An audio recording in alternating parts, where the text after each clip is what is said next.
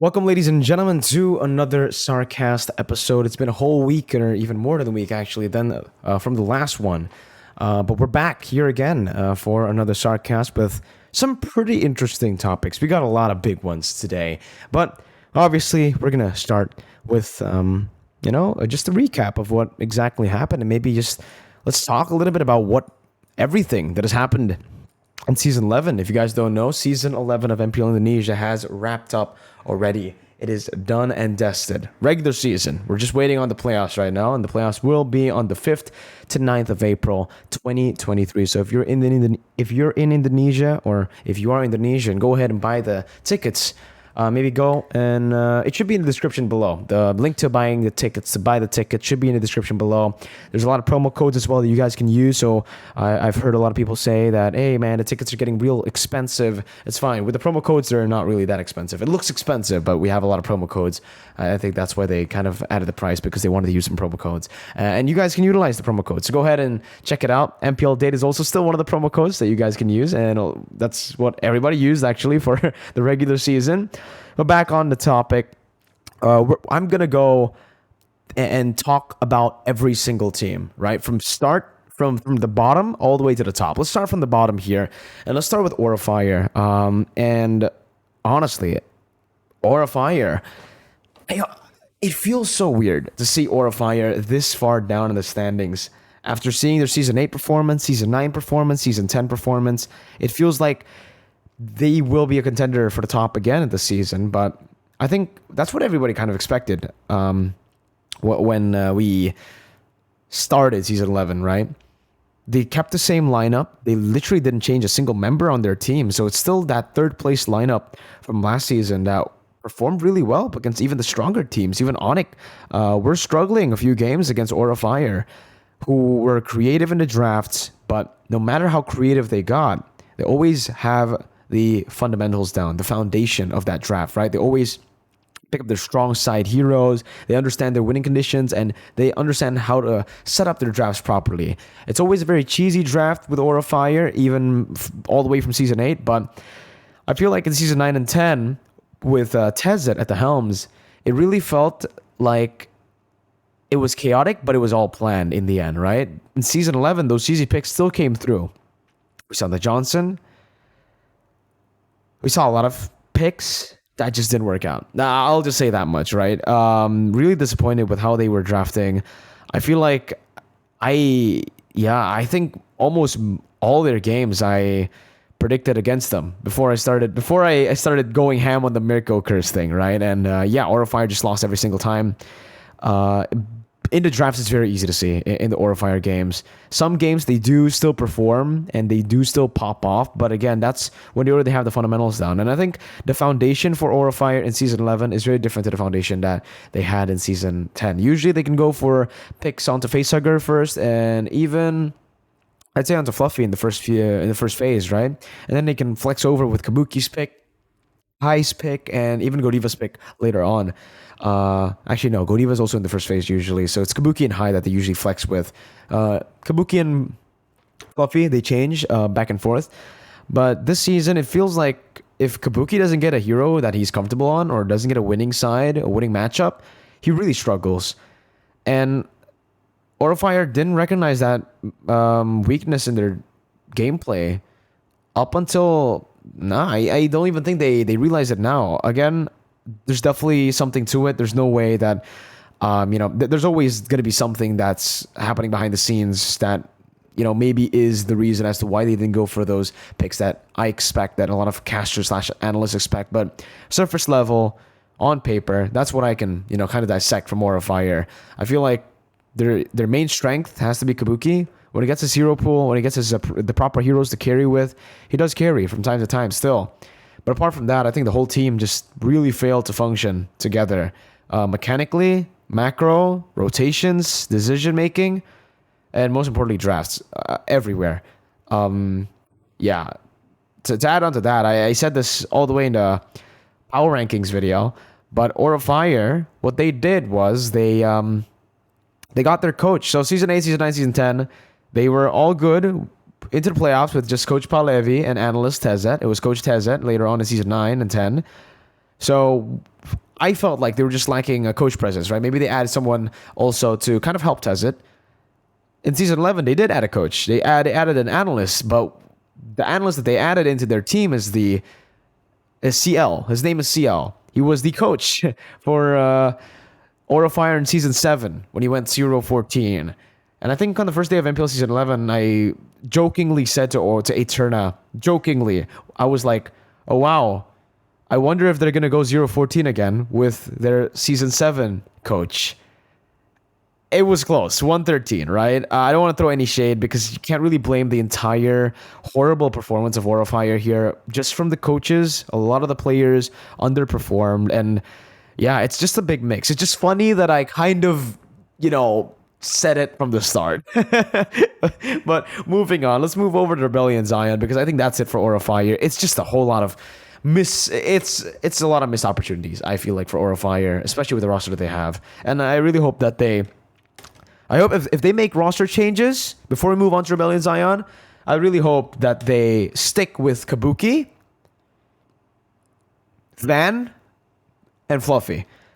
Right? I think those 3 players you can still play around with. I think those 3 players still have a lot of potential, a lot of untapped potential that they can look to build around for season 12. Maybe get some new players in. Maybe put Kabuki in the XP lane. Get Altamiz from the MDL, from Aura Blaze. It's a very good option. I think. I don't know. We'll see about how they take things. Maybe they get a PH import, right? They have obviously their sister organization is Echo. Maybe they can go for a PH import. But I think for Aura Fire, stick with an all Indo lineup. I don't think it's like a Indo or PH thing. I think it's just more like the team underperforming. So let's move on to Rebellion Zion. Now, for Rebellion Zion, this is a very interesting one because early on in the season, I actually thought that they would be pretty good. I really like the players. I really like their lineup. With Cars in the XP lane, a rookie. He's 16 or 17, I believe. He's very young player. I think he's 16. So he's 16 years old. This guy is super shy. When he got interviewed after the first win up against Aura Fire, I believe, he was so shy he couldn't even speak into the mic with Mongstar, with Clara on stage. And I just fell in love with this team in the first leg of the season because of their charisma, especially Sway Low. Shout out to Sway Low, one of my favorite players, one of the standouts for me in season 11. Highs, what a brilliant gold laner, very high mechanics. Narco as well as a roamer. I'd say his mechanics are up there, man. I think he's one of the best mechanical roamers in Indonesia. And unfortunately, they weren't able to utilize this full lineup. I think they made a lot of, I would say, weird moves in the team. Again, it's just surface level. This is what I can analyze. I don't know exactly what's going on behind the scenes. Maybe they have an internal issue. Maybe there's a conflict within them. I would never know, right? I'm just a caster. But what I can see, based on the statistics on paper, I felt like they were rotating their rosters a bit too much in the first leg, where they already had such a strong lineup. I feel like as a team who isn't really, considered as the strongest, isn't considered even a strong lineup. You're more of a dark horse team. You should try to build on the lineup that you have now with a lot of new players stepping in, right? A lot of new rookies as well, like Vincent and Cars. But that's not what they did. They played Saep. They swapped Cars over sometimes for Saep, a player that I feel like is inferior to Cars in every single way. And I ended up being right because he was demoted to the MDL. And then later on, when they demoted Saep, they also decided to promote Big Mac, which I think was a good move. I think Big Mac definitely has potential. I saw his MDL games and he was really popping off in MDL. But still, I feel like you should build Cars. You shouldn't really be utilizing Big Mac too much. They gave Big Mac a little bit of time to play. He did play, but again, when he played, they lost. And I feel like as a team who's still looking for chemistry, you can't afford to be rotating your rosters this much. I get that you want to give proper time to every single player, knowing that you're a new org, but I think they just didn't have their priorities straight. Is the priority to make it to the playoffs, to try hard this season, or to look for regeneration? Because I feel like they already had a solid lineup. And because of that, that was ultimately their downfall. And again, maybe forcing things a bit too fast, expecting super fast results. Just like EVOS Legends. funnily enough, last season, who ended up in 7th place too. They completely changed the roster again in the second leg. Legion Mirko, their roamer, their star roamer, out. Sway Low, their star mid laner, into roam. Cars, their XP laner, who was a gold laner before Season 11 started, into mid lane. And then he got Big Mac in. And it just felt so... I'm sorry, man. I can't sugarcoat it. It felt so weird. It felt so... Maybe I'd go as far as dumb, surface level, right? I don't know what's going on in the team. Maybe they have a good reason for it, but looking at it, it just feels really dumb. I don't know. I really hope that they get their shit together, because I feel like with the players that they have, this is a lineup full of potential, and they almost did utilize that potential really well. They almost tapped into that potential. They won against Geek Slate 2-0. Not a lot of teams were able to 2-0 Geek Slate this season, man.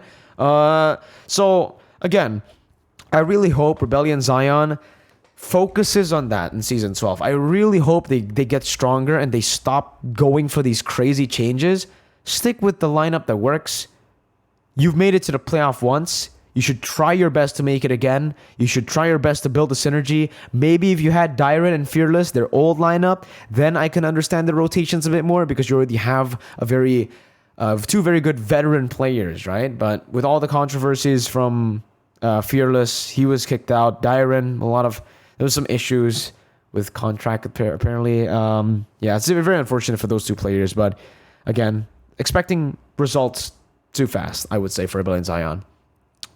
Next on the list, Alter Ego Esports. Now, if you guys watched my power rankings per week 1, I actually predicted the entire standings of the first half of the season. Obviously, that didn't really do too well in the second half of the season, because a lot of changes were made from the coaches, from the players, from a lot of the teams.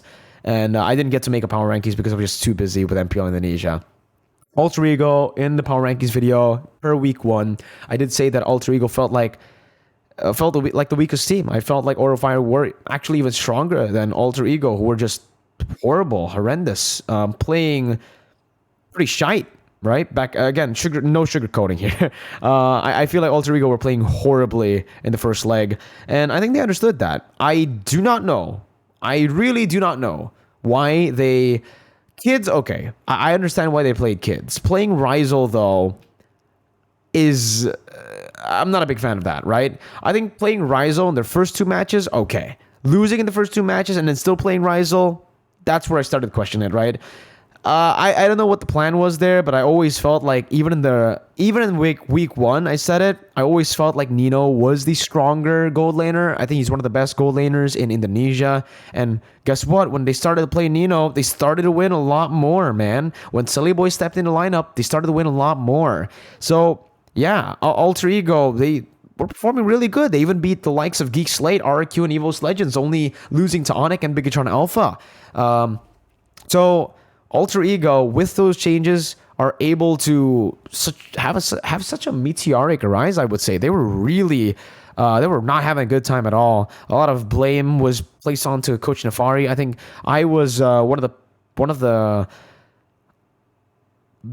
dudes who criticized as well the drafts, and I still hold on to that, because I feel like in a lot of these games where Alter Ego lose, their drafts feel very one-dimensional, and it feels like Alter Ego drafts to counter themselves sometimes, with a carry pick into Melissa, with a losing matchup into some of the XP lanes, a losing matchup in the jungle to some of the junglers from the enemy team. So a lot of these times, I think Alter Ego, they have a few mistakes here and there, but it's very easily fixed mistakes. And I think they're going to be pretty good contenders with the lineup that they already have. I think the lineup that they have here, stick with it. Rossi, get him a comfort hero. Those reactive roamers, and he pops off. And for Nino, give him the winning matchup. No, you know what? Not even winning matchup. Give him his comfort heroes, because somehow, some way, you give him the carry up against the Melissa in lane. He still finds a way to carry the game. It's something...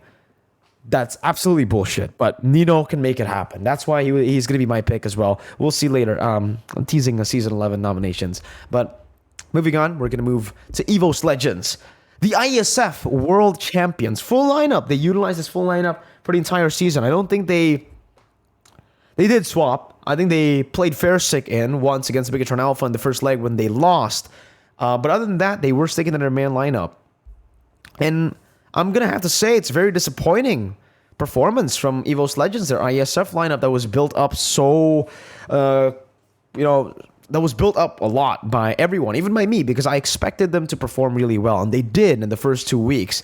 But when they started meeting the stronger teams, they just fell flat almost every single time. RRQ lost, ONIC lost, Bigetron Alpha in the first leg lost, and even to the second leg they lost against Alter Ego. They really, I think if there's an inconsistent team, EVOS Legends is the definition of an inconsistent team. When they are at their peak, they can get close games. Against ONIC, it's super close. They were able actually to get all the way to game number 3, and even in game number 3, it was very close. So that EVOS Legends was the EVOS Legends I was expecting. I was expecting an EVOS Legends that can contend against the top 4, against the top 3, or could be in the top 3. I think the main mistake coming in from EVOS Legends, again, is going to sound repetitive for a lot of these teams, but I think this can be said for like the bottom 4 teams. Drafts are very questionable at times, in my opinion, right? EVOS Legends, I feel like in a lot of the drafts, especially in the first leg when Taxstump was the head coach, felt very forced. Again, I don't know if it was actually Taxstump who was drafting this, or if it was Age, who actually took over later on in the second leg, and I felt like there were still some similar mistakes. As a caster myself, just looking at it, not as many, but still, there was some mistakes, right? One of the mistakes was just forcing Kaja like a few times in the jungle, where it just felt like Taz wasn't really comfortable on it. Paquito tank jungle was a meta that they tried that worked in game number 1, but then they kept on trying and it hasn't worked since. Even the Paquito assassin has been finding way more success, and maybe that just is because of scrims. EVOS Legends, maybe they find a lot of success with the Paquito jungle tank in scrims, but on stage it just hasn't gotten a lot of success. And again, I think they're too one-dimensional for EVOS Legends. I don't know why, but this was definitely not the drafts that were present at ISF. I think at ISF it was a very well... The drafts were very well made by Zace, I would say, right? And maybe it is because of the lack of Zace.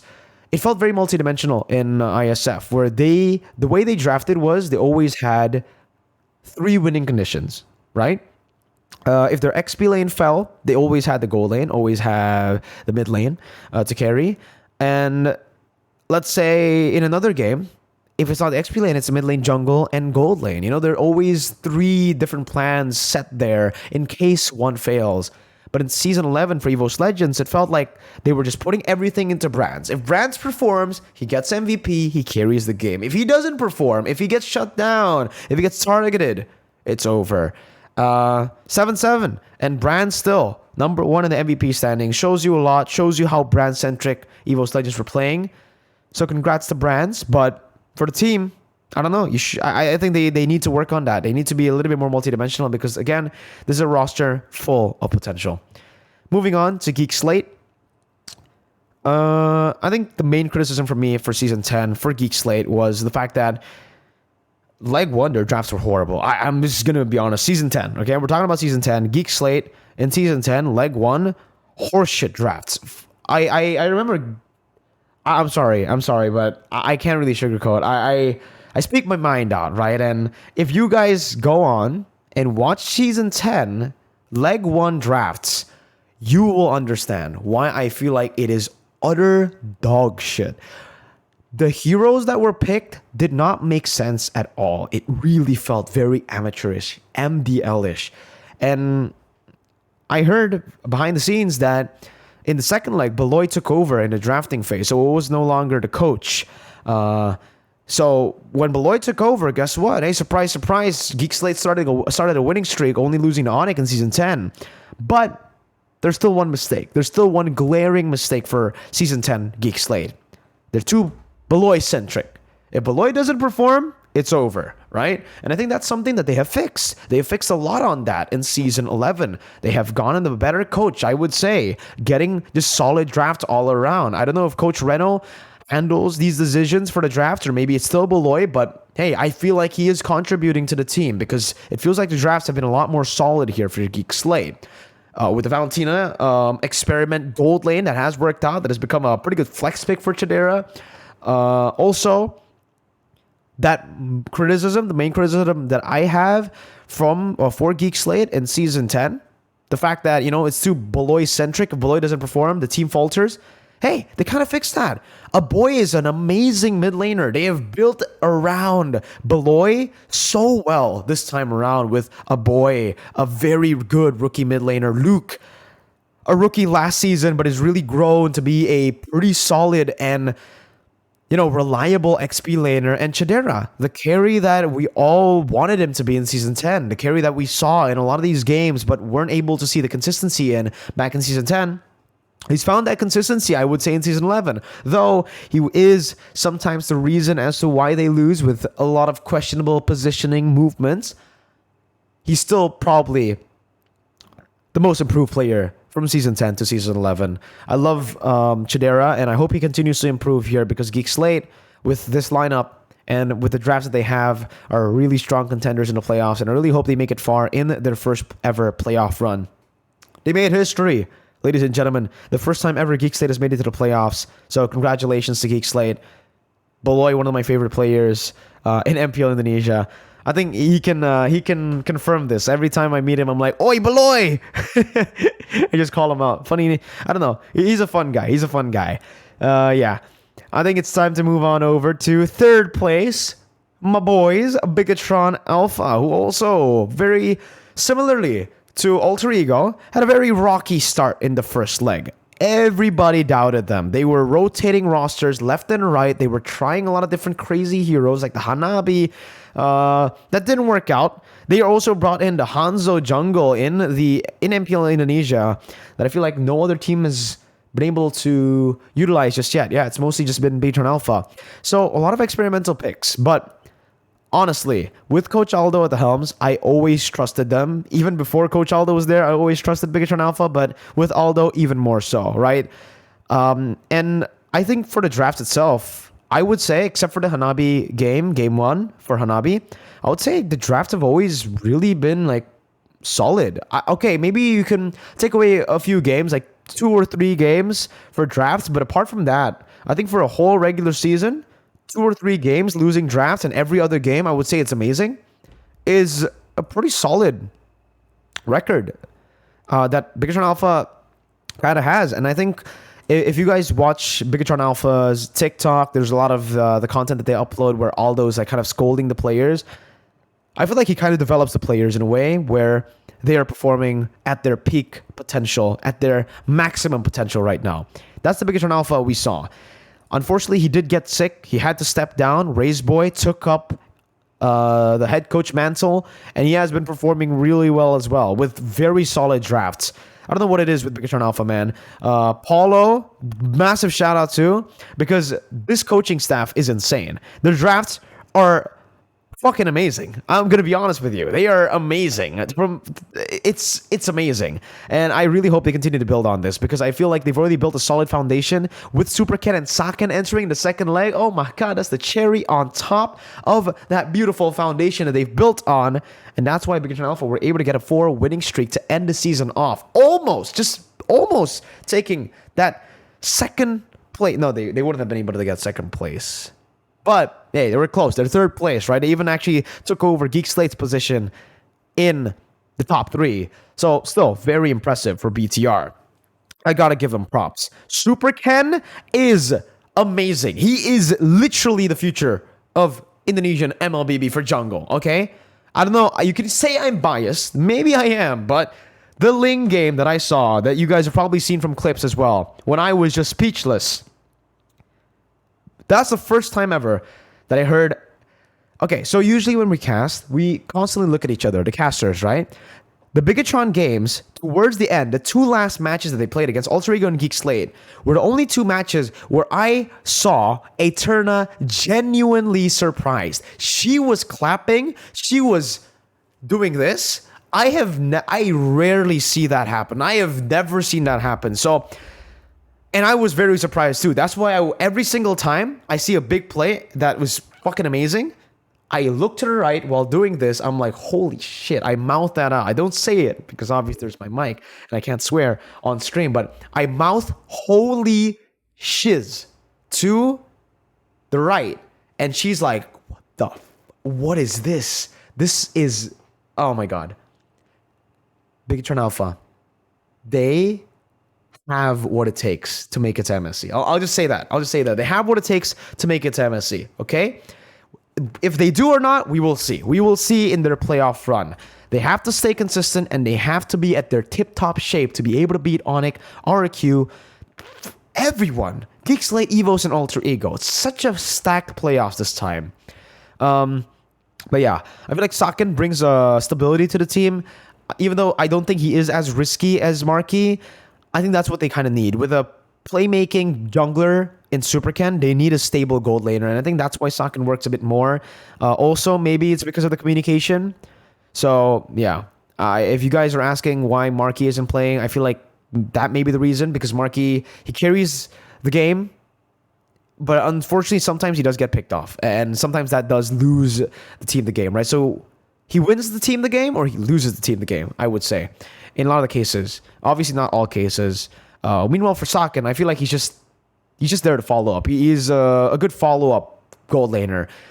He doesn't like take games into his own hands. He's not a put my team on my back kind of gold laner, but he's a stable one that they kind of need.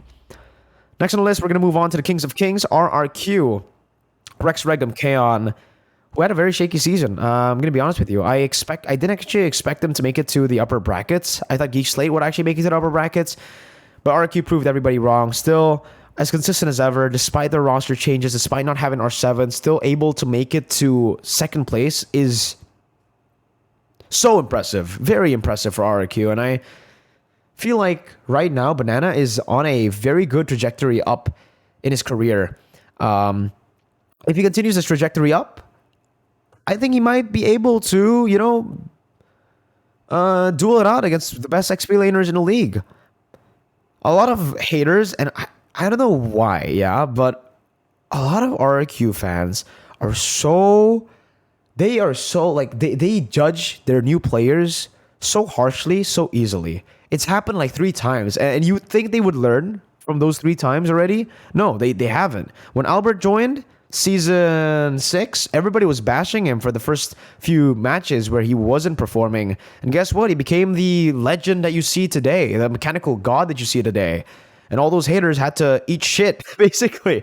Skylar, Season 7, joined. Very shaky performance. He got completely hated. Everybody was bashing him. And guess what? One of the best marksman players now in MPL Indonesia Season 11. Again, haters had to eat shit. Banana comes in.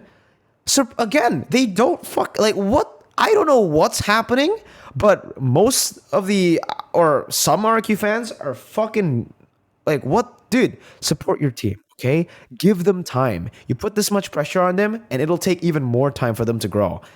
Take Superken, for example. Start of the season, when he joined from MDL to MPL, wasn't performing that well. He actually lost his first matchup in the MPL. But he learned from that, and he continued to grow. Despite getting pressured, right? I think that's a support that you should show. And I think RRQ has the players to really pop off, but they are capped from the haters. And, well, I wouldn't say the haters, but from their own supporters, which is crazy, because the haters are going to hate, but the supporters, it really does, it plays with your mental, for sure, man. And for RRQ, I just really hope they give, for the fans, I hope RRQ, the Kingdom gives their players a chance, man, because it feels like when Lemon gets subbed out for Banana, everybody was just wishing for Banana to fail for some weird reason, even though they are the fans of RRQ. So RRQ, solid team. I would say Banana is a great player, but they play around Skylar and Clay still, very similar to Season 10 and Season 9, and they haven't really been able to break that template. ONIC, I would just say it's a perfect team right now. I think there's no weak links on the team. The weakest link is probably CW, but you can't call him the weakest link because he plays weak side of the map. That's why I am saying he's the weakest link. It's not the weakest link as to say, he's the weakest player on the team. He doesn't get a lot of resources and he just farms alone. But even then, he still carries the team in a lot of these moments, especially when he gets the Melissa and the 1-1. Give this man a comfort pick and he will carry the game. And the team will actually play strong side for him. So even their weakest link, according to a lot of people, isn't their weakest link, I would say. He is the weak side of the map. You need a player to be playing that way. You can't all be, selfish. You need to be selfless sometimes, and CW is that member. Sans playing on 5 phones. Don't know how he manages to do that, but he is. I think that one loss was when Sans actually didn't want to play on 5 phones. He said he only wanted to play 1 phone. So 13-1, lost that one game. It's fine. I think in the playoffs they're going to do fine. No, in all seriousness though, ONIC, just the perfect team. No, I think we're done with this. I'm not even going to talk about ONIC. They're no, okay. We're going to move on to a very interesting topic, a very sensitive one, I would say. Pendekar Esports just recently got into an accident, ladies and gentlemen. I think I shared this with my community in a community post. This was the aftermath or the crash. You can see the car completely just totaled there. Not the bus, the car in front of the bus. Completely totaled, and it's a BMW. So when a BMW gets totaled like this, it was a bad crash. Maybe if it's a cheap-ass car, it'll probably be like, oh, all right, it's a cheap-ass car. If a BMW is totaled like this, that's bad. That's real bad. That crash was real bad. And it was really bad, right? 2 of the members, I believe, got sent right to the hospital. They were like, they had serious injuries. Luckily, from what I've heard, they are stable now. Their condition is pretty stable. They aren't in any danger anymore. Luckily, I've been informed. And also, maybe luckily, it was the coaching staff and the management staff that was in this car. So no players were harmed, but still prayers to Pendekar, prayers to all the coaches or the staff or the 2 members who are injured, everybody to make a very swift recovery so that they can perform in the playoffs later on. It's such a shame that this kind of thing can happen, right? And I'm glad to see a lot of support, right? All the haters even just shutting the fuck up for this moment. There's not a single comment that was hate. You know how the MLBB comments are, man, sometimes. And I don't know. Maybe I'm just a pessimistic person, but I expected that kind of comment to pop up, and I was already ready to delete it. Luckily, I didn't see any of that. So, everybody understood the situation. It was a very serious one, and I think I'm really glad to how the community reacted. Everybody just sent their support, sent their all their support, all their love to the players or the coaching staff. And yeah, that's it. I think I just want to kind of report this, and I want to give you guys an update as to how they're doing. And I've heard that they are very stable now, in stable condition. Moving on to the next topic, we do have MPL Date. This was MPL Date. So it's a segment in Indonesia, in MPL Indonesia, where the cameraman tries to look for a couple in the stands, in the seats. And at one point, they were actually able to get an MPL date, but it was an MPL date that was a cheat. The girl was cheating on her boyfriend. The boyfriend posted on TikTok, and KB, Indonesian analyst, he actually took that TikTok, sent it to our group chat for the talent group chat, and all of us were like, holy shit. We were the first guys to kind of know. And KB, gotta give props to him for making it viral. Big props to him, because I would do the same thing. Fuck cheaters. And this woman deserves exactly what she's getting, all the attention in the world, and hopefully that her boyfriend actually broke up with her, because he doesn't deserve this. Apparently, from what I've seen, and probably from what you guys have seen from the clips, is the boyfriend is out of town. He is working, or I don't know exactly what he's doing. He's out of town, and he was watching MPL, and he saw his girlfriend with another guy. The girlfriend tried to say like, hey man, it was like we met on stage. It wasn't like anything. It wasn't planned. And she just kept on making excuses. And apparently this is the second time that she's done this. So, hey man, she belongs to the streets. It's a big W for you, dude, right? MPL Date caught her, and now you don't need to worry about no thought, okay? Gotta get that Sigma male grind set, bro. And this man, you got it. I also heard that MPL gave him tickets to the grand finals. I don't know if this is true. I'll have to recheck, but yeah, I think he did get tickets to the grand final, so he's getting a massive dub. Maybe he can get a girl, an actual, a decent girl in MPL instead of the thought that she had before. So massive L for the thought right here, covering her face. I don't know if that's actually her. I'm really sorry if that's not her, but from all the pictures and all the TikToks, it does seem to be her. And I believe you deserve everything that's coming to you, lady. Next on the list, cheaters be cheaters, right? Next on the list, MPL Indonesia Season 11 nominations. Ladies and gentlemen, this is it, okay? So, Season 11 nominations are here. I will give you guys a link down below. You guys can go and vote, okay? As to who you think, to vote for any of the players for all these categories. Link is in the description below. It's a docs file. It should be labeled as the voting link. I'll even pin it in the comment section down below if you guys want. So go ahead and vote. I'm here to tell you guys who I voted for every single category. And we will start with first team jungler all the way in the right or the left of your screen. First team jungler, I think this is a bit of a no-brainer. I don't think it's really much of a debate. I think it's going to be Kyrie. Kyrie completely deserves first team jungler here. He is still the best jungler, I would say, in the world, personally for me, and especially in Indonesia, right? Maybe in the world it's still arguable, but in Indonesia, I don't think it's arguable. I think he is the best MPL Indonesia jungler, and he completely deserves to go back-to-back for his first team jungler appearance. First team roamer, here it's a very close one, I would say, but the only two that I would really consider in this position would be Beloy and Keyboy, right? And I believe it's... I believe... Well, I've said this on stream as well. Keyboy, mechanically, I would say above Beloy, right? But the macro, the decision-making, the shot calls that Beloy has made for the team, that has made Geek Slate such a big... that has made such a big impact for Geek Slate, I would say I have to give it to him for the first team roamer. Beloy really carries Geek Slate with his calls, with his macro plays, and a lot of these games really came down to him actually carrying the game. So he is he is him. He is him. Who let Beloy cook? Okay, Beloy, first team roamer, my vote. 2 PH so far. Fuck. They're that good. They're that good. I'm gonna be honest. I have no biasness whatsoever. If it was me bias me, this is Mirko objectively. Bias Mirko would say Super Ken and Key. Right? I'm joking. Moving on. First team gold laner. This one's tough. This one's really tough.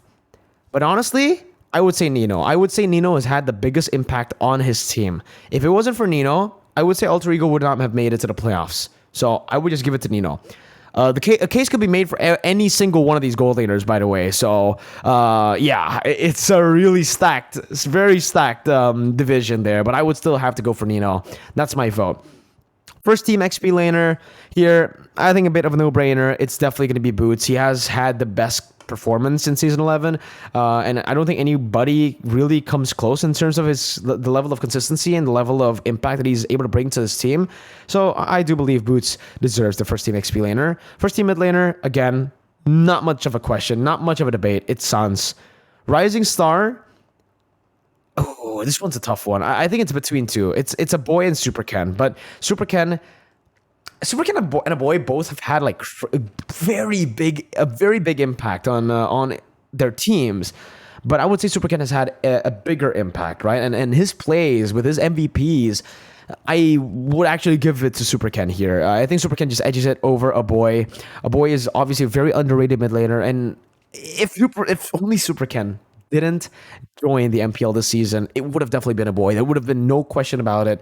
But unfortunately, Super Ken did join the league, and he did help actually take Bigetron Alpha to higher heights than Geek Slate, third place, taking Geek Slate's position, actually. And I wouldn't say it's all because of Super Ken, but Super Ken had a massive role to play in that third place finish in the regular season. And I think he is the definition of a rising star. So there you go. My vote for the left side of your screen. Now into the right side. Most improved player by UBS Gold. Gotta give it to Chidera, man. I don't think Sans... I think Sans has improved, but I think the level of improvement he showed from Season 10 and Season 11, it's like this much. Like, he's improved, but he hasn't improved like that much. He's been this good for a long time. Beloy also, I would say... he has improved, but I don't think he's improved that much. SarCAST has improved a lot, but Chidera... man's a beast, and man's deserves it. So, yeah, I would say most improved player by UBS Gold, Chidera deserves it. Next, MVP regular season by Samsung Galaxy. Last season, I voted for Kyrie. Why? because he was atop the list, the standings for the points that he accumulated through the season. And I think he just deserves it, right? Because he's accumulated all the points. So here, I'll do the same thing. I think Brands deserves it. A lot of you guys might not agree, but he did accumulate all those points through the regular season. He played amazing. Even though his team was inconsistent, the wins that he got, that EVOS Legends got, were almost 90% because of Brands, because of how brand-centric EVOS Legends played. So, yeah, gotta give it to Brands. Best coach, Yeb. Yeah. I think Reno and Aldo have a solid, Aldo, Reno have a solid chance to be picked up as best coach as well. I think Taxtime is the only one. I'm very sorry that kind of is the lone wolf here. I don't think I considered him even the slightest. But yeah, it's really between Aldo, Yeb, and Reno.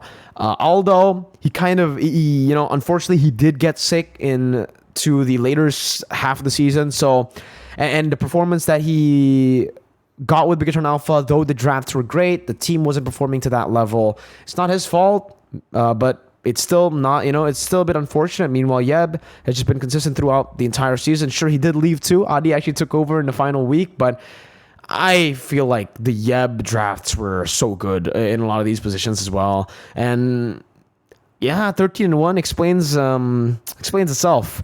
Reno deserves an honorable mention. I think he's a very underrated coach. We don't see much of him, and he deserves to be up there as one of the best coaches. The top three for sure are these dudes, right? Best English talent, best Indonesian talent. I'll leave it up to you guys to decide, because that's all you guys, all right? I'm not gonna say anything. Vote for whoever. Honestly, last time. Wait. I actually do have another big shout out to make before we go. But yeah, last time I did win, I actually kind of got it back to back already. Technically, it's not really back to back, but I won best rookie caster, and then best English talent last season, right?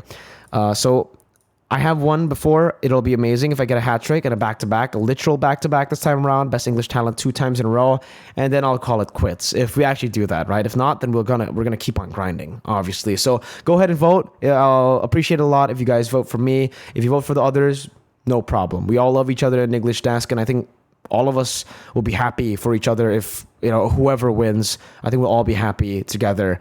That's kind of the vibe that we have in the English talent section, and I think throughout everywhere. I just want to give a massive shout out to Bigetron Alpha though. Like it's still like they did this for me in season 10. They also did this. They posted on their Instagram. They said, "Yo, vote for Mirko. He's a loyal Bigetron supporter, and we will also give him some props." So it's really heartwarming for me. I didn't expect this to happen again. Here's another one, like best. It's very heartwarming for me because I think I'm the only one who kind of got this treatment. Our Arashi is a fan of a team, and Eterna is a fan of a team. Gani is a fan of the team, but Bigetron Alpha, they're so kind to me, man. They're really so kind to me, and I just gotta give massive props, man. I didn't ask for this, so Bigetron Alpha just did it. By themselves, they really it shows to me that they really appreciate my support, and I don't know, it just makes me love the team even more. So big shout out to everybody on here as well, man. Everybody who got a nomination: Moreno, Super Ken, Key, Aldo, and Sorizo. Obviously, if it was biased Mirko, I'd probably vote for every single one of them, but I gotta be objective in these votes. I can't really just vote for everyone, but I did vote for Super Ken, and I think that's the objective choice for that category. Again, thank you so much, Bigetron Alpha. Massive shout out to you guys. You guys are amazing. Go ahead, massive shout out. I asked him if they were gonna be selling their jerseys because in the playoffs, because usually that's where I actually buy merch, because they usually have a discount in the offline stores in the playoffs. And he literally just said, "Yo, just chill. Yours is on the way. Your jersey is on the way." And again, they're super kind. They've given me so much merch. They gave me a scarf. They gave me what's it called? The jacket, the Bigetron varsity jacket, the old jersey. I bought the the joggers because I didn't want to ask for anything else, and they've given me enough. I didn't even want to ask for the jersey. I just wanted to know if they were selling it because I want to get it before playoffs started. Either buying it online or buying it offline. But hey, they got plans already. So again, big shout out to Bigetron Alpha. And I think that's it for the SarCAST. It's been 44 minutes, actually, so a pretty long SarCAST. I'm very sorry if I did circle around some of the topics and, if I repeated a lot of the points that I made. I'm super tired. It's 1:22 a.m. Right now, so almost an hour since we started recording. And I spent the whole day outside. Very sleepy, but I really wanted to get some content out for you guys, and I really hope you enjoy the video. Much love to every one of you guys, man. Again, big shout out to all you guys too. Your support, the comments, all the positive comments, the positive energy that you've sent wherever you're from, whether you're Filipino, Indonesian, Burmese, Cambodian, Malaysian, Singaporean, American, wherever you're from, your support really means a lot to me, man. And I am so proud to have a community as positive as the one that we've built together here. So yeah, I hope you continue to support this channel and continue to support me. Win or lose, you guys are all going to be Sigmas to me, man. And I'll see you guys in the next one. Peace out.